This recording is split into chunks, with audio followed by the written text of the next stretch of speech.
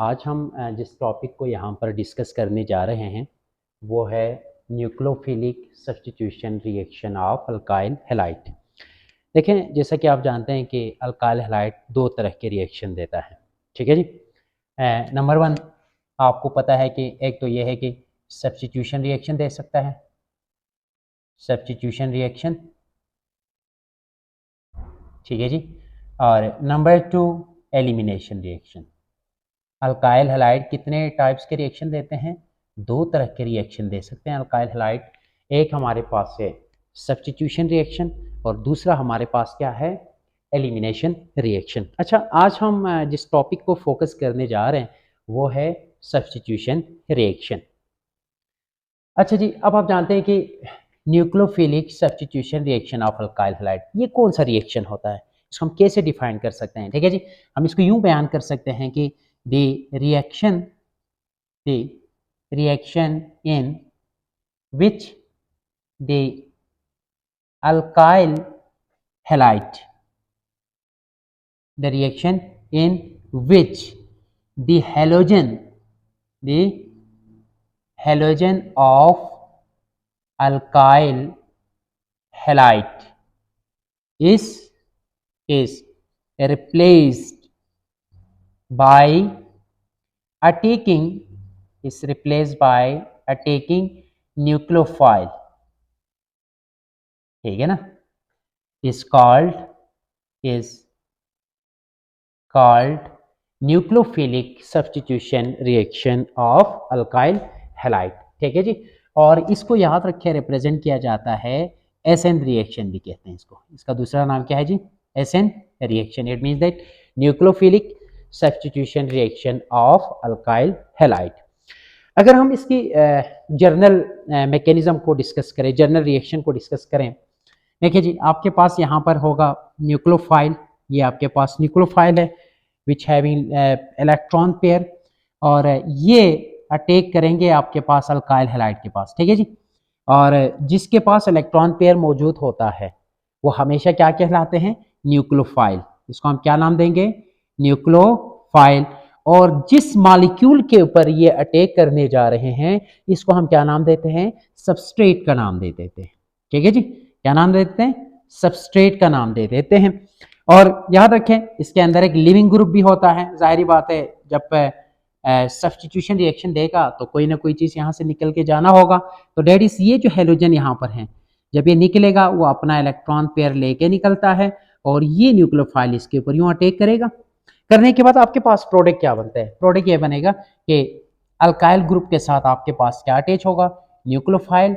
और यहाँ से हेलोजन बाहर निकलेगा जिसको आप क्या नाम देते हैं? लिविंग ग्रुप का नाम दे देते हैं। ठीक है जी, क्या नाम देते हैं इसको? Leaving group.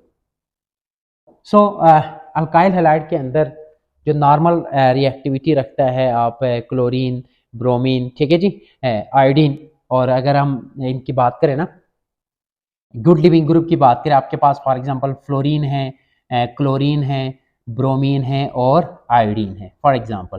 ठीक है जी। तो इन तमाम की कंपेयर कर लें तो आपको याद रखना होगा कि यहाँ पर ये जो आयोडीन है ना वो क्या है जी? गुड लिविंग ग्रुप है। इन तमाम में से क्या है जी? Good leaving group. क्योंकि इसके जो है ना टॉप टू बॉटम इसके साइज बढ़ जाते हैं। साइज बढ़ने से वो जल्दी से जो है ना हैविंग न्यूक्लियोफाइल या living group having large atomic size are more stable, therefore iodine is a good living group as compared to among the halogen। तो ये हमारे पास आते हैं जर्नल रिएक्शन। ठीक है जी। अब आगे आपको बताते चलूं कि एसएन रिएक्शन में क्या होता है जी? टू फंडामेंटल इवेंट होते हैं। दो फंडामेंटल इवेंट हो रहे होते हैं किसमें? एसएन रिएक्शन में। वो कौन से दो है? नंबर वन ये है कि जी formation of new sigma bond, between किसके दरमियान? न्यूक्लियोफाइल एंड सबस्ट्रेट के दरमियान। एक इवेंट ये हो रहे होते हैं कि क्या हो रहे होते हैं कि nucleophile, this is nucleophile, nucleophile और सबस्ट्रेट के दरमियान एक नया सिग्मा बॉन्ड बन रहे होते हैं। और उसी के साथ साथ नंबर दूसरा इवेंट क्या हो सकते हैं कि breaking of old sigma bond between, इसके दरमियान, सबस्ट्रेट एंड आपके पास लिविंग ग्रुप। बस याद रखना है कि आपके जो न्यूक्लियोफिलिक सब्स्टिट्यूशन रिएक्शन में दो बड़े अहम इवेंट हो रहे होते हैं। उनमें से यह है कि एक नए बॉन्ड, नया सिग्मा बॉन्ड बन रहे होते हैं किसके दरमियान, न्यूक्लियोफाइल और सबस्ट्रेट के दरमियान। दूसरा क्या हो रहा है, ब्रेक, जो ओल्ड सिग्मा बॉन्ड है वो टूट रहे होते हैं किसके दरमियान, सबस्ट्रेट और लिविंग ग्रुप के दरमियान। देखें ना, अब न्यूक्लियोफाइल और सबस्ट्रेट के दरमियान नया बॉन्ड बन रहे होते हैं और आपका जो सबस्ट्रेट और लिविंग ग्रुप है उसके दरमियान जो पुराना जो सिग्मा बॉन्ड है ना वो टूट रहे होते हैं, टूट के आपके पास यहाँ पर हैलाइड आयन बना। ठीक है जी। अच्छा जी, अगली जो बात है, सेकेंड थिंग इज दैट इसके अंदर टू पॉसिबल मैकेनिज्म है, टू पॉसिबल मैकेनिज्म, यानी कि इसके अंदर दो तरह के मैकेनिज्म पॉसिबल हैं। ठीक है जी।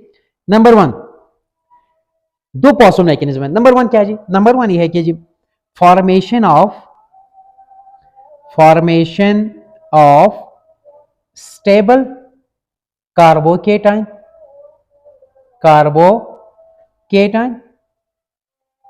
या आप इसको यूं कह सकते हैं कि ionisation of substrate to form carbocation.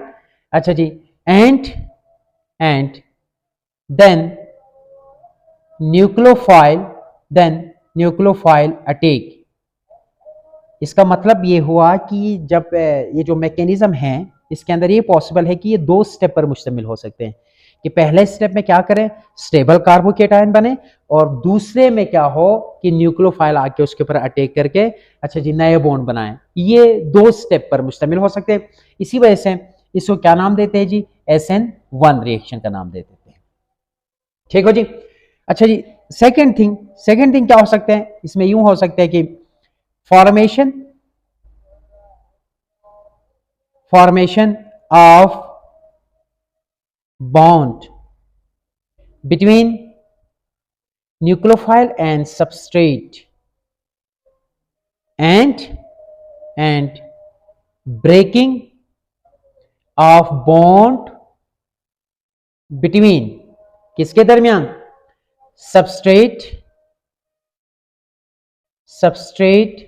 And leaving group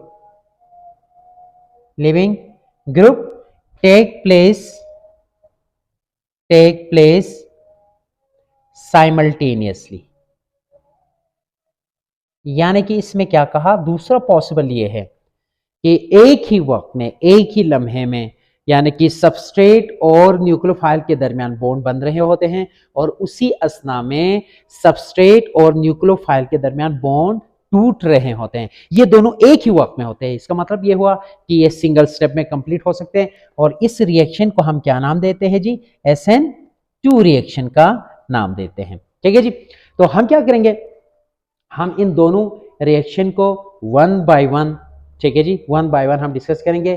पहले हम पढ़ेंगे SN1 रिएक्शन, उसके बाद हम क्या पढ़ेंगे, SN2 रिएक्शन मैकेनिज्म के साथ।